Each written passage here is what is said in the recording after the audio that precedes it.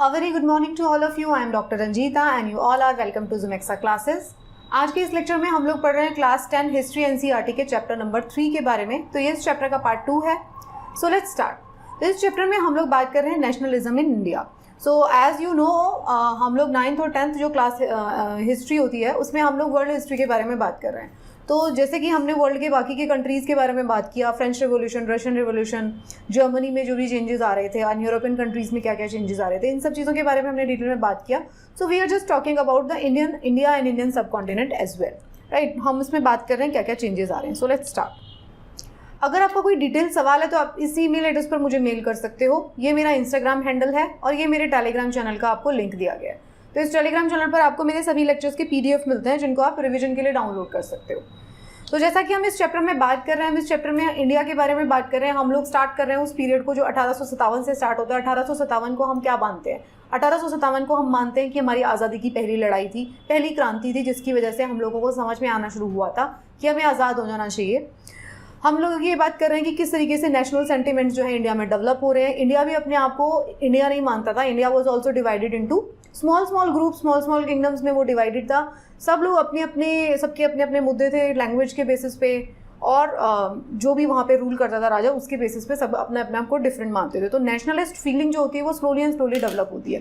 तो अगर हम एक बात करते हैं कि कोलोनियलिज्म का जो बहुत सारे हम नेगेटिव इफेक्ट्स की बात करते हैं, तो अगर हम कुछ पॉजिटिव इफेक्ट्स की बात करते हैं, अगर हम समझते हैं इसको पॉजिटिव, तो एक जो चीज़ है जो नेशन वाली फीलिंग होती है कि we just started considering India as a nation, so that started because of the colonialism. जब हम कॉलोनी बने, जो कॉलोनी बनते हैं हम ब्रिटिशर्स की, तब हमको समझ में आता है कि जैसे बाकी की यूरोपियन कंट्रीज़ एक नेशन की तरह बात करते हैं, तो हम भी एक नेशन हैं।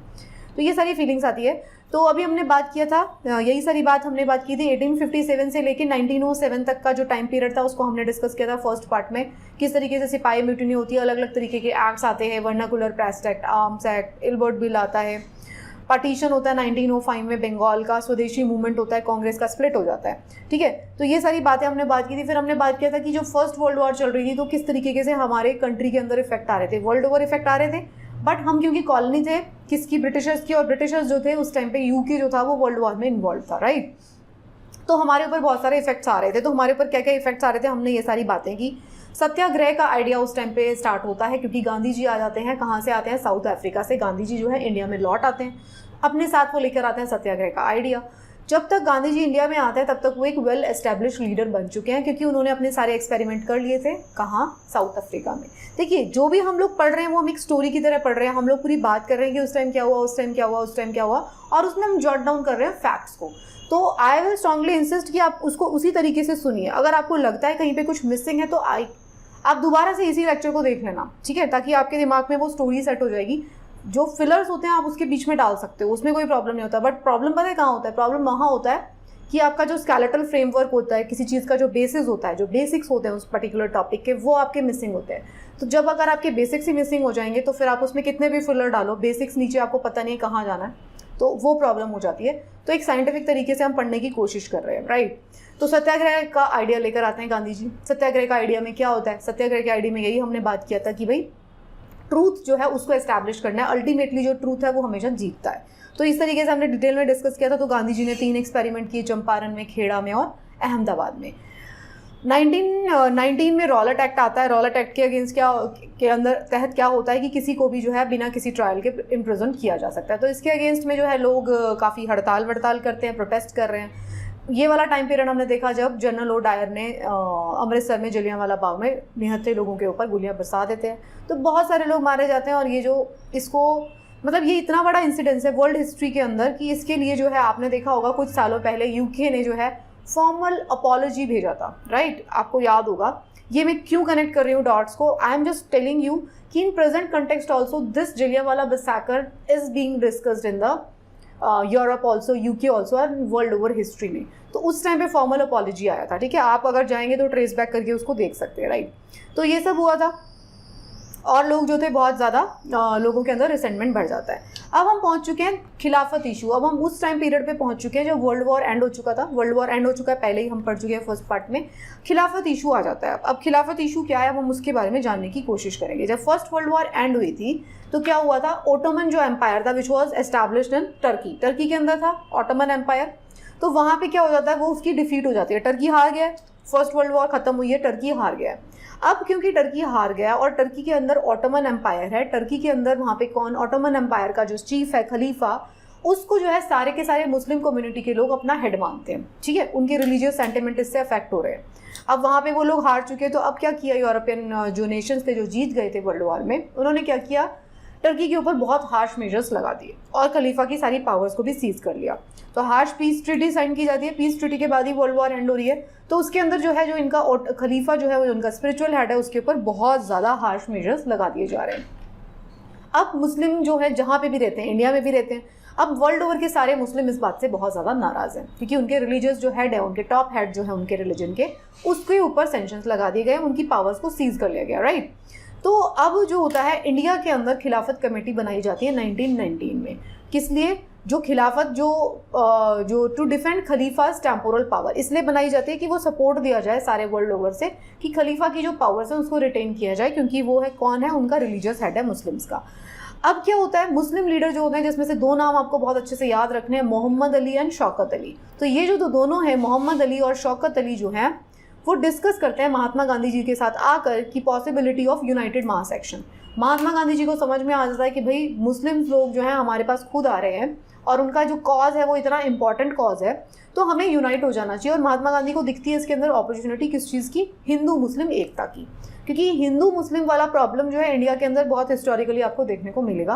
तो गांधी जी को लगता है कि हिंदू मुस्लिम एकता का इससे अच्छा कोई मौका हो नहीं सकता जिसमें दोनों कम्युनिटीज़ जो है साथ में आके काम करेंगी।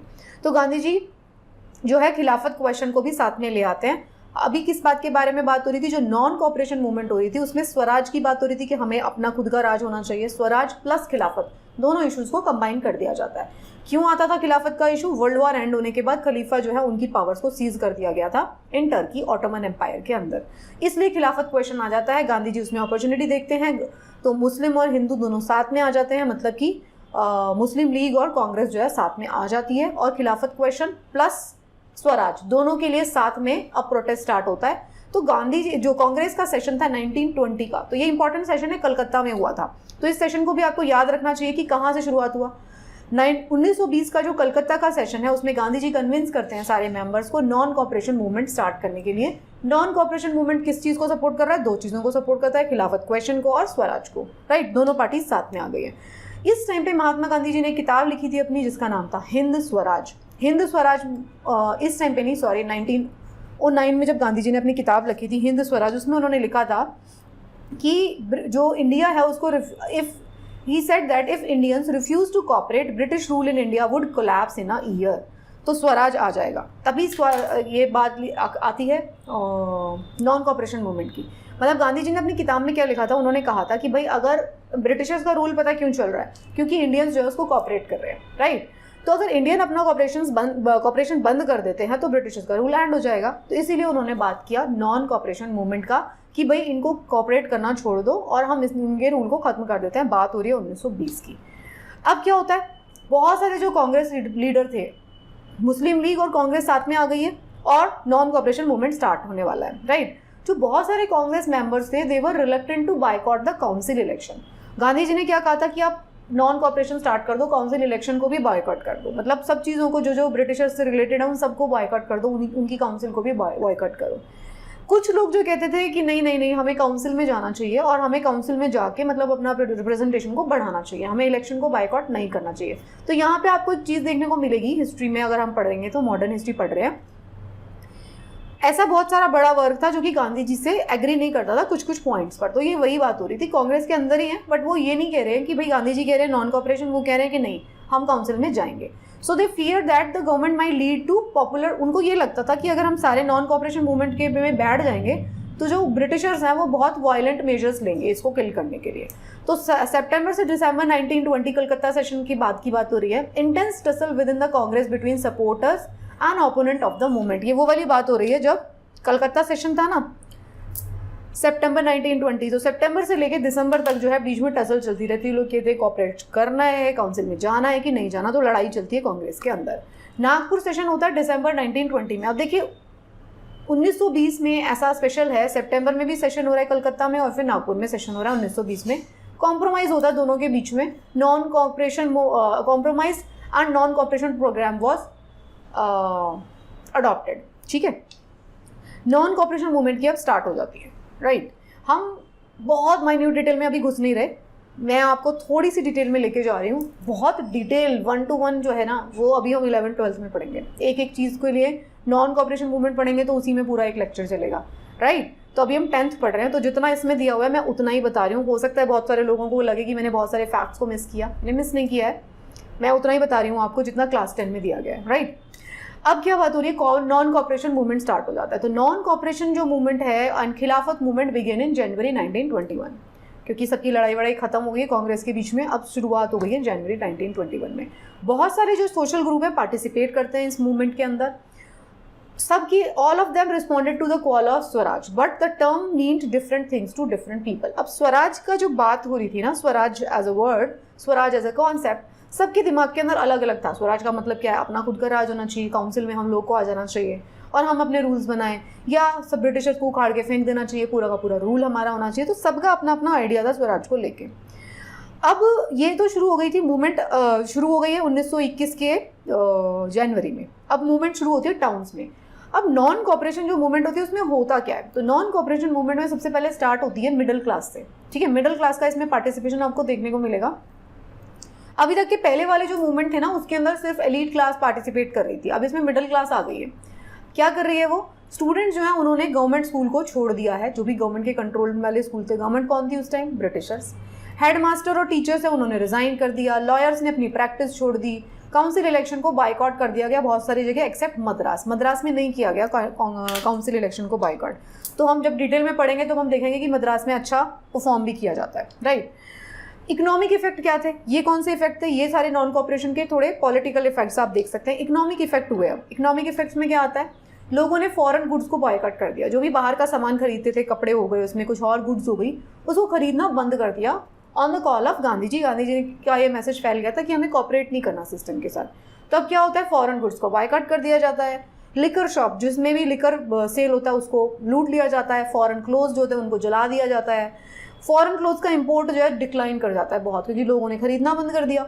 मर्चेंट्स एंड ट्रेडर्स जो होते हैं वो रिफ्यूज कर देते हैं to trade in foreign goods. वो कहते हैं हम बाहर से जो सामान आ रहे हैं ना उसको अपनी दुकानों में भी नहीं रखेंगे, क्योंकि लोग खरीद नहीं रहे, सिर्फ इंडियन क्लोथ्स चल रहे हैं। और जो production of Indian textile mill और हैंडलूम जो होता है उसका प्रोडक्शन इस टाइम अप हो जाता है। ठीक है, जब हम इकोनॉमिक चेंजेस की बात करेंगे ना तो हम देखेंगे कि ये वो वाला टाइम पीरियड था 1921 के टाइम पीरियड, अब हमारे हैंडलूम सेक्टर को बूस्ट मिलता है। किस लिए बूस्ट मिल रहा है, एक तो उससे पहले भी बूस्ट मिला था जब हम वर्ल्ड वॉर चल रहा था तब भी, अब फिर से मिलता है क्योंकि हमने नॉन कॉपरेशन मूवमेंट स्टार्ट कर दिया, राइट। अब ये जो मूवमेंट है धीरे धीरे सिटीज़ को छोड़ के अब कहाँ जा रहा है, मतलब छोड़ के नहीं, सिटीज़ के साथ साथ जो हो रहा है धीरे धीरे नीचे जा रहा है, डाउन, विलेजेस में भी जा रहा है। तो खादी क्लोथ्स जो है स्लो डाउन, अलग अलग जगह पे भी चला जाता है। और अब उसके बाद क्या होता है, अब देखिए किसी भी मूवमेंट को जब आप चलाएंगे ना तो उसको चलाने के लिए आपको क्या चाहिए होता है, एनर्जी चाहिए होती है। एनर्जी स्टार्टिंग में बहुत सारी होती है बट धीरे धीरे वो मूवमेंट फेड अवे होता है। तो अब इस मूवमेंट का, नॉन कॉपरेशन मूवमेंट का भी फेड अवे वाला फेज शुरू हो जाता है, मतलब कुछ महीनों के बाद। क्योंकि खादी जो बन रहा था, खादी आप देखेंगे अभी भी कॉस्टली होता है खादी। तो खादी जो बन रहा था, और उस टाइम पे तो हैंडलूम मतलब हाथ से बनाया जाता था, तो बहुत क्या होता था, एक्सपेंसिव होता था। तो खादी को अफोर्ड कर पाना सिर्फ और सिर्फ अमीर लोग कर पा रहे थे, गरीब लोग जो है वो खादी को अफोर्ड ही नहीं कर पा रहे थे। तो उनको ना चाहते हुए भी जो फॉरेन क्लोथ है उसको खरीदना पड़ रहा था। ब्रिटिशर्स जो थे उनके इंस्टीट्यूट को बाइकआउट कर दिया गया था, लेकिन स्टूडेंट्स को पढ़ना तो है, उन्होंने उस वाले इंस्टीट्यूट में आना शुरू कर दिया था जो कि कांग्रेस के द्वारा चलाए जा रहे हैं। स्टूडेंट्स और जो टीचर्स हैं उन्होंने वापस से उन स्कूल्स के अंदर जाके पढ़ाना शुरू कर दिया था। लॉयर्स को अपनी प्रैक्टिस भी करनी पड़ेगी, क्योंकि बिना काम किए आप कब तक सर्वाइव कर पाओगे। तो हर एक मूवमेंट का एक फेज होता है, उसके बाद वो फेड अवे होना शुरू हो जाती है। तो अब जो है धीरे धीरे नॉन कॉपरेशन मूवमेंट भी फेड अवे हो जाती है। अगर हम बात करें, जैसे मैंने बताया कि बाकी साइड पे भी वो फैल गया था, सिटीज़ के अंदर ये सब हो गया, लोगों को स्कूल जाना पड़ा, लॉयर्स को प्रैक्टिस रिज्यूम करना पड़ा। अब जो विलेजेस हैं उसमें क्या हो रहा था उस टाइम पे नॉन कॉपरेशन में, तो विलेजेस जो थे, पीजेंट्स एंड ट्राइबल्स, उन्होंने क्या किया था, वो भी स्ट्रगल में पार्टिसिपेट करना शुरू कर दिया। उन्होंने किस तरीके से, उन्होंने क्या किया, अलग अलग तरीके से उन्होंने पीजेंट्स और ट्राइबल्स ने शुरू कर दिया। तो पहला आप देखेंगे अवध रिवोल्ट। अवध के अंदर रिवोल्ट होता है, उसमें क्या होता है, अवध के जो पीजेंट्स होते हैं लेड बाय बाबा रामचंद्रन, बाबा रामचंद्र है वो उनके लीडर बनते हैं। तो ये जो मूवमेंट होती है वो किसके अगेंस्ट में थी, तालुकदार्स के अगेंस्ट में एंड लैंडलॉर्ड। तालुकदार्स और लैंडलॉर्ड जो थे जो उनसे हाई रेंट चार्ज करते थे उनके अगेंस्ट में अवध के अंदर रिवोल्ट होता है। किसका पार्ट है ये, नॉन कॉपरेशन मूवमेंट का ही पार्ट है, बट हर एक इंसान अपने अपने लेवल पे नॉन कॉपरेशन करेगा। जो किसान है वो नॉन कॉपरेशन उसी के साथ करेगा जहाँ पे उसको टैक्स देना पड़ रहा है, राइट। किसान को बोल दो कि तुम अपनी लॉ की प्रैक्टिस छोड़ दो, वो थोड़ी ना लॉयर है, वो तो किसान है। तो हर एक बंदा अपना अपना काम कर रहा है। तो किसान है, किसानों ने टैक्स पे करने के अगेंस्ट में रिबेल कर दिया। पीजेंट्स जो थे वो उनको बोला जाता था बेगार करने के लिए लैंडलॉर्ड के फार्म्स में विदाउट पेमेंट। तो जो टेनेंट्स जो थे वो रेगुलरली एविक्टेड, उनको निकाल दिया जाता था, उनको कोई सिक्योरिटी नहीं था। तो जब पीजेंट्स हैं उन्होंने मूवमेंट स्टार्ट किया, demanded reduction of revenue, abolition of बेगार and social boycott of oppressive landlord. तो उनका जो रिवोल्ट था, मतलब जो अवध मूवमेंट में अगर आप देखेंगे अवध रिवोल्ट में, तो पीजेंट्स क्या चाहते हैं कि भैया एक तो बेगार बंद करो, हमारे जो है लैंडलॉर्ड जो हमें ऑप्रेस करते हैं वो बंद करो, और टैक्स जो हमारे ऊपर लगाते हो तुम वो कम करो। अक्टूबर 1920 में अवध किसान सभा सेटअप की जाती है जो कि हेडेड बाय होती है जवाहरलाल नेहरू एंड बाबा रामचंद्र। बाबा रामचंद्र जो उनके लीडर थे वो जवाहरलाल नेहरू से तब मिल चुके हैं। 1921 में क्या होता है, Congress try to integrate the Awadh movement struggle into the non cooperation movement, but Congress के अंदर कुछ लीडर्स थे उनको ये बिल्कुल पसंद नहीं आ रहा था जिस तरीके से वो स्ट्रगल कर रहे थे। तो उन्होंने कहा कि भाई हमारी नॉन कॉपरेशन मूवमेंट है, अवध मूवमेंट को इसके साथ में मिक्स मत करिए। 1921 में क्या होता है, जो अवध मूवमेंट चल रहा है, अवध रेबिलियन चल रहा है, अवध रिवोल्ट जिसको हम कह रहे हैं, तो उन्होंने क्या किया 1921 में, उन्होंने तालुकदार जो थे लैंडलॉर्ड्स थे बड़े बड़े, उनके घरों को अटैक करना शुरू कर दिया, लूटना शुरू कर दिया। जिन लोगों ने भी जो अनाज था वो स्टोर करके रखा हुआ था अपने वेयर हाउसेज में, स्टोर्स में, तो उनका अनाज को लूट लिया। Local leaders told peasant that Gandhi, और वहाँ पे क्या होता था, देखिए गांधी के ऊपर बहुत ज़्यादा, गांधी जी के ऊपर, महात्मा गांधी के ऊपर बहुत ज़्यादा फेथ किया जाता था, तो गांधी जी का नाम बहुत चलता था। तो गांधी जी का नाम लेके भाई गांधी जी ने बोला है कि हमें कोई टैक्स पे नहीं करना, तो उन्होंने ये नारा लगा लगा के टैक्स पे करना बंद कर दिया। महात्मा गांधी का नाम जो है हर जगह पर लिया जाने लगा। ठीक है, ये कौन सी मूवमेंट थी, अवध रिवोल्ट था। अब ऐसा ही एक और रिवोल्ट चल रहा था गुडेम में। गुडेम कहाँ पर है, आंध्र प्रदेश। तो आंध्र प्रदेश में भी एक रिवोल्ट चल रहा है गुडेम के जंगलों में। तो जो ट्राइबल लोग थे, वो ट्राइबल जो किसान थे, उन्होंने क्या किया, महात्मा गांधी जी के स्वराज को डिफरेंट तरीके से इंटरप्रेट किया। सबके लिए स्वराज डिफरेंट डिफरेंट है ना। तो उन्होंने क्या किया, जो कॉलोनियल गवर्नमेंट थी जिन्होंने फॉरेस्ट लॉज लेकर आ गए थे, हमने पढ़ा था पिछली क्लास में, तो फॉरेस्ट लॉज की के अंडर जो है फॉरेस्ट क्लोज कर दिया गया था। तो लोग जो है फॉरेस्ट में घुस नहीं पाते थे, कलेक्ट नहीं कर पाते थे। ट्राइबल लोगों की बात हो रही थी, तो अपनी वुड्स नहीं कलेक्ट कर पा रहे, फ्रूट्स नहीं कलेक्ट कर पा रहे। तो अब उन्होंने क्या किया, गवर्नमेंट उनको बेगार भी कराती थी। ये सारे किसके प्रॉब्लम है, ये ट्राइबल लोगों के प्रॉब्लम है।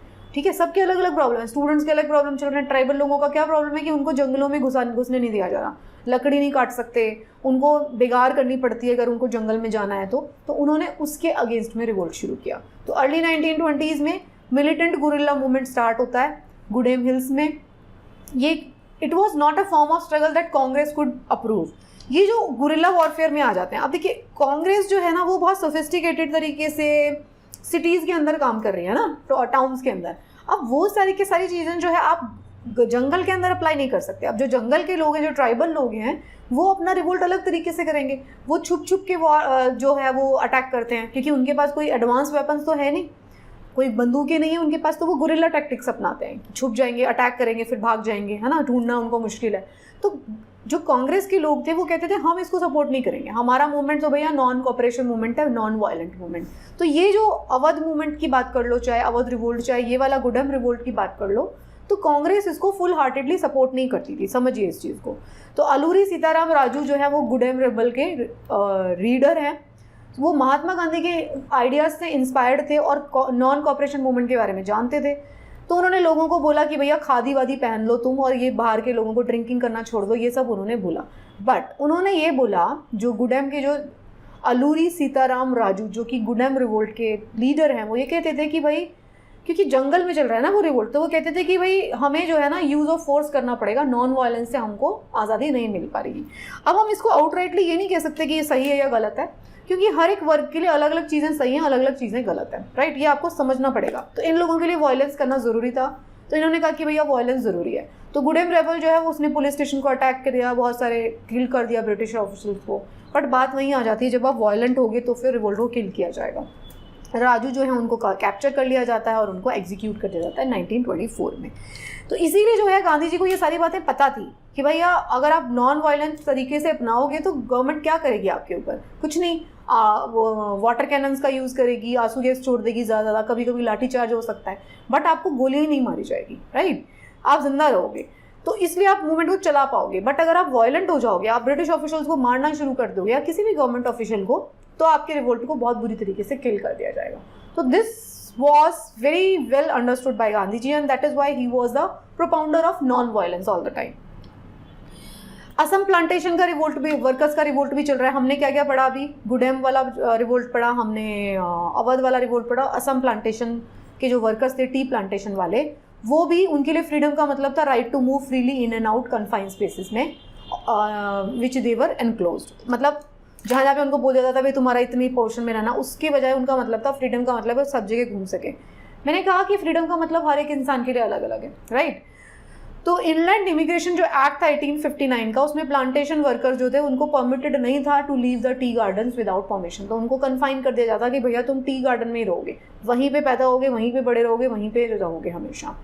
तो वो चाहते थे कि इसको ख़त्म किया जाए। उनके लिए फ्रीडम का मतलब, स्वराज का मतलब वही था। तो when they heard of non-cooperation movement, workers defied the authorities, left the plantation and headed home. उन सब ने क्या किया, छोड़ छाड़ के, जैसे पता चला नॉन कॉपरेशन मूवमेंट चल रहा है, छोड़ छाड़ के अपने अपने घर चले गए, उसको छोड़ के टी प्लांटेशन को। But they never reach their destination as they were caught by the police and brutally beaten up. तो लेकिन जो असम वाला जो रिवोल्ट था उस टाइम पे, जब नॉन कॉपरेशन मूवमेंट चल रहा है पूरे कंट्री में, तो इन लोगों को लेकिन बीच में ही पकड़ लिया गया और इनको बहुत ज़्यादा मारा गया, ठीक है। अब होता है, ये सारा हम क्या बात कर रहे थे, हम ये सारी बात कर रहे थे नॉन कॉपरेशन मूवमेंट चल रहा है। अब क्या है, नॉन कॉपरेशन मूवमेंट को एक झटका मिलता है चौरा चौरी इंसिडेंट से, जो होता है 1922 में, ठीक है। 1921 के जनवरी में स्टार्ट हुआ था, अब 1922 में हम आ गए। चौरा चौरी जो है गोरखपुर में एक जगह है, उत्तर प्रदेश। गोरखपुर कहाँ पर है, बिल्कुल नेपाल बॉर्डर के पास। एक पीसफुल डेमोन्स्ट्रेशन चल रहा था बाजार में, जो कि वायलेंट हो जाता है, पुलिस के साथ उनका झगड़ा हो जाता है और पुलिस का, Mahatma Gandhi called the halt of non cooperation movement. इसके बारे में हम डिटेल में भी बात करेंगे। बट हुआ क्या था, लोगों ने गुस्सा होकर पुलिस स्टेशन को ही आग लगा दी थी, उसके अंदर सारे पुलिस वाले थे, उन सबको जला दिया गया था, राइट।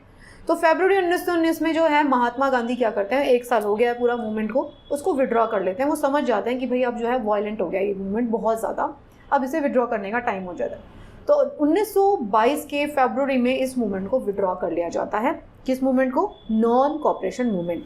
चौरा चौरी का जो इंसिडेंस है वो ट्रिगरिंग फैक्टर है। तो उनको लगता है महात्मा गांधी को कि मूवमेंट जो है वायलेंट है, बहुत सारे प्लेसेस पे सत्याग्रही जो हैं उनको अभी समझाना बाकी है कि सत्याग्रह का असली मतलब क्या है। तो इस मूवमेंट को विड्रॉ कर लिया जाता है। तो ये मूवमेंट हमने देखा, इसकी शुरुआत कहाँ से हुई थी, इसकी शुरुआत होती है वर्ल्ड वॉर एंड हो गया। वर्ल्ड वॉर एंड होने के बाद जो है ट्रीटी साइन की गई, तो खिलाफत क्वेश्चन भी आ गया, हमको स्वराज चाहिए, क्योंकि जो ब्रिटिशर्स हैं उनके अलग अलग तरीके के ऑपरेसिव रूल्स आ गए हैं। तो मुस्लिम लीग और कांग्रेस साथ में मिलकर उन्होंने नॉन कॉपरेशन मूवमेंट स्टार्ट किया था, जिसमें खिलाफत क्वेश्चन भी था और स्वराज भी था। मूवमेंट के अगेंस्ट नॉन कॉपरेशन किया गया सारी जगह पर, और लोगों ने अलग अलग तरीके से रिवोल्ट किया, राइट। तो ये मूवमेंट एंड होता है चौरा चौरी इंसिडेंट्स के बाद, राइट। तो this was the second part of this chapter. I hope आपको ये इतना चैप्टर जो है अच्छे से समझ में आया होगा। हम इस चैप्टर को क्योंकि 3-4 पार्ट्स में कंप्लीट कर रहे हैं, क्योंकि हम धीरे धीरे डिटेल वाइज हम इसमें जा रहे हैं, बिकॉज ये चैप्टर जो है बहुत ज़्यादा इंपॉर्टेंट है आपके एग्जाम पॉइंट ऑफ व्यू से। Thank you so much, keep watching. I hope आपकी अंडरस्टैंडिंग बहुत अच्छे से डेवलप हो रही है। अगर आपको वीडियोज़ पसंद आ रहे हैं तो आप बाकी लोगों को ज़रूर बताएं, and best of luck for your preparation.